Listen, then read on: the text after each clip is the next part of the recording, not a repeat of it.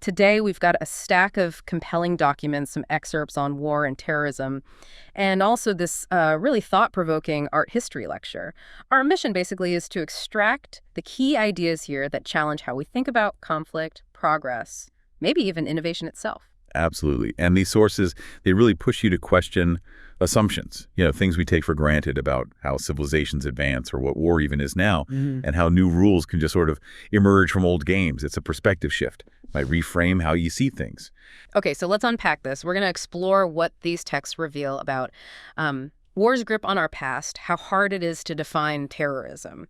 And then we'll shift gears a bit to this powerful analogy from rugby, of all things, that shines a light on what innovation really looks like. Get ready for some maybe surprising connections.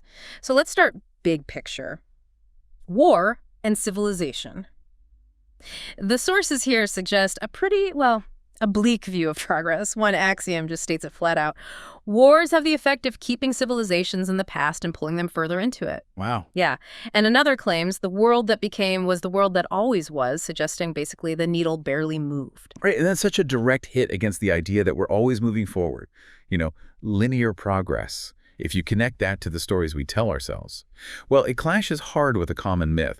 This idea that for civilization to advance, you have to go through certain stages, like world wars are just a necessary step. But the source calls that a myth with no use in a modern world. Okay, so if those old myths about war are useless, what does that mean for war itself? Is it changing? That's the next question, isn't it? How is war adapting? One source tosses out this idea, maybe provocatively, that world wars might be over as we have known them, because both the world and war have been redefined. Now, it admits this might be wrong, especially looking around today. Sure, yeah. But the core idea is intriguing. Right. It's a new game with new rules ex cathedra. Ex cathedra, that's quite a term. It means these rules aren't really debated, they just sort of appear with authority, like a decree. Right, undeniable new reality. And this concept of new rules seems critical. Another source talks about how, the 20th century anti-war movement might not even be relevant in the same way, because we'll have different kinds of wars, like cyber conflagrations. Cyber conflagrations. Yeah, and in a cyber war, attacks come from everywhere. No neat borders, political, geographical, doesn't matter. And protests, they'll move online too. It mentions the Arab Spring as an example of that shift. So the battlefields themselves are transforming. But is there still a kind of cycle? One source says every new war has a new technology that makes it unlike other wars. Okay, fair enough. But then you have things like the fourth turning theory mentioned. Ah, the generational cycles idea. Yeah, highlighting this pattern. Attack, dictator, war, big explosion. It suggests a kind of disturbing repetition beneath the technological changes. And that brings up how we see these conflicts, how we perceive them. One source warns about thinking of war as theater, calls it a dangerous metaphor. Why dangerous? Because it risks making actual death just part of the show, part of the performance. Yeah. Which, ties back into those mythologies we were talking about. And maybe that's why it can start to feel, like entertainment sometimes. There's a line here. TV makes war entertainment. And it predicts coverage becoming this mix of cinema, video games, even pornography. Grim prediction. Yeah. And it's not just more. It says political science and TV are now synergistic entertainment. Like everything serious is becoming a spectacle. It does paint a picture of blurring lines, definitely. Okay, let's shift from the broad idea of war to something more specific. Terrorism. The sources here offer some really insightful, sometimes frankly unsettling definitions. One comments on the post-9/11 era saying something like, "We've had many terrorist attacks, and now we are terrorists against our own nation." Whoa, what does that mean exactly? Terrorists against our own nation. Well, it clarifies it's not literal. It implies the fight turned inward. The war against terrorism can come from inside or outside, yet the enemy is always on the outside. It's like we're battling ourselves, our own fears or policies, maybe, while still pointing outwards. I see. That's complex. Yeah. And it fits with how terrorism itself is described here as really decentralized, pervasive. One source uses the analogy of a cell phone number. A cell phone number? How so? It says it's not connected to one physical place. It can be anywhere. Like the thread isn't tied down geographically. Okay, that makes sense. And another calls terrorism the quintessential meme, which is fascinating. A meme. Yeah. Like the internet, it is a big copy machine. It highlights how it spreads, right? Through replication of ideas, not necessarily physical control. fluid. Which must make it incredibly hard to fight using traditional methods. Exactly. So if it's like that, decentralized and mimetic, Yeah. what do the sources say causes it? How do you fight an idea? Well, there's one really blunt statement. Terrorism is the tax we pay for imperialism. Oof, direct. Very. And another offers a path forward. To truly combat terrorism, you have to eliminate the reasons people want to use it. Okay, so root causes, again, not just symptoms. Hmm. Does it elaborate on the imperialism link, like how it's a tax? It doesn't go into deep historical specifics beyond that statement, no. But the implication seems clear: expansionist policies breeding resentment that comes back in this form. Right. Which then calls into question how effective conventional responses are, like the war on terrorism. It's compared to the disco demolition night back in the 70s. Well, I remember hearing about that. What's Well, the connection? The source says the blowing up of a pile of records is only symbolic and does nothing to the idea itself. Ah. So attacking the symbols doesn't kill the underlying thing, the music or the ideology. Precisely. You destroy the records, but disco, or whatever motivates terrorism, the idea persists if the reasons are still there. That's a powerful analogy, and it connects to another point here about culture, doesn't it? How differently events are seen. The example given is the execution of Saddam Hussein. Yeah. It says, whereas the United States views it as justice, Iraqi Shiites see it as justice by revenge. Big difference. Huge. And it shows how cultures don't overlay in perfect registration. Things don't line up neatly. And that must have massive implications for international actions like interventions. Definitely, because what seems right or logical to one group can be completely misunderstood or even offensive to another. One source asks some really tough questions about the Iraq intervention. Like what? Like, if Iraqis really wanted freedom, it is conceivable that they could have gotten it on their own without our intervention. And maybe more pointedly, if freedom is not achieved by the volition of the Iraqi people, then how can they appreciate the value of a democratic society? Right. Can it be imposed successfully? Yeah. Do they really want the American version? Is the American version the default version?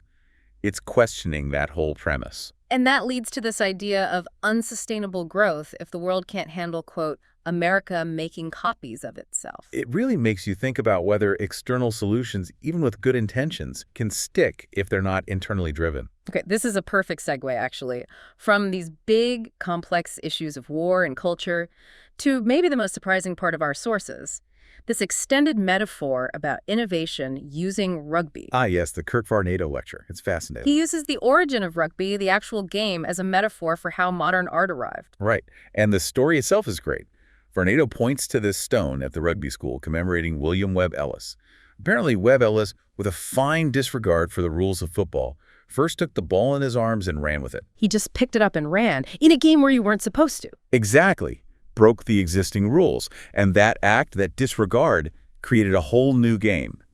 Rugby. That's amazing. Just one person breaking a rule. And the ripple effects. The story goes that act eventually led to American football. Which became this vast, expensive industry. But then, Varnado points out, in the late 60s, you had American students getting fed up with the corporate, almost military feel of football. And they went back to rugby. Back to this simpler, rougher game with no pads, no timeouts, played by makeshift clubs, almost a return to the source. Wow, a full circle. Innovation, then industry, then a kind of counter-innovation going back. So Varnado asks, how does innovation actually happen? He sees that Webb Ellis moment as capturing the essence of it. It's when someone operating under one set of rules sees another way. Just sees a different path. Yeah, and takes matters into his or her own hands. And this is key. Others see that move not as a mistake or foolishness, but as the seed of a new kind of game with its own set of rules. So it takes the rule breaker, and it takes others recognizing the potential in the break. Exactly. It's not just the act, it's the interpretation and adoption by others. So Varnado calls this a kind of secular miracle. Secular meaning it happens in everyday life. Right, amid the humdrum machinery of life. Yeah. It's not magic, it's understandable, human-driven. But still a miracle. Why miraculous? Miraculous because it can change things dramatically, but also because, well, none of the existing machinery fully explains why it had to happen that specific way. There's an unpredictability, a spark, that you can't quite reverse engineer. Which makes you wonder how often we miss those sparks or resist them because they break the rules we know. Very good question. And he applies this directly to modern art, especially after World War II, after 1960. He describes it. Let me see. Not so much as a cult with a Bible, as a culture without a constitution. Okay, unpack that a bit. A culture without a constitution. Meaning it doesn't have a fixed set of governing laws anymore. It's more like this sprawling republic. That keeps looking back to its revolutionary origins, its founding guerrilla wars, as its only real operating principle. So constantly referencing the rule breaking itself rather than settling on new rules. Kind of, yeah. And here's the paradox he points out. The more aggressive the changes, the greater the apparent need to claim a basis in something permanent and objective. Interesting. So the more radical the art, the more the artists try to justify it with big theories. Exactly. Like early modern painters, when they broke the old rules of representation, they often claimed they were actually following better rules. Rules that showed a higher reality, maybe based on Platonic philosophy or something fundamental. So even in breaking rules, there's this human need to anchor it to something solid, some kind of new truth. That's the tension, yeah. Radical change searching for a foundation. Wow. Okay, what a journey we've taken here. From war feeling cyclical, maybe even stuck, to terrorism being this fluid, mimetic thing, and then landing on innovation as this secular miracle born from a fine disregard for the rules. These sources really make you reconsider what progress looks like. Maybe it's not linear steps, but these disruptive breaks and reinterpretations. Absolutely. We've seen how concepts we think are fixed, like war or justice, are constantly being reshaped, often depending on who you ask, and how the biggest shifts can come not from following the plan, but from someone daring to, well, pick up the ball and run with it. So thinking about all this, Oh. what does it mean for you listening right now? Well, given these insights, especially that rugby metaphor, how rules get broken and new games start, whether it's in sports or art or even conflict, maybe the question to ponder is, what rules in your own life or in the systems around you might be ready for a bit of that fine disregard? What unforeseen, maybe transformative outcomes could emerge if someone saw another way to go?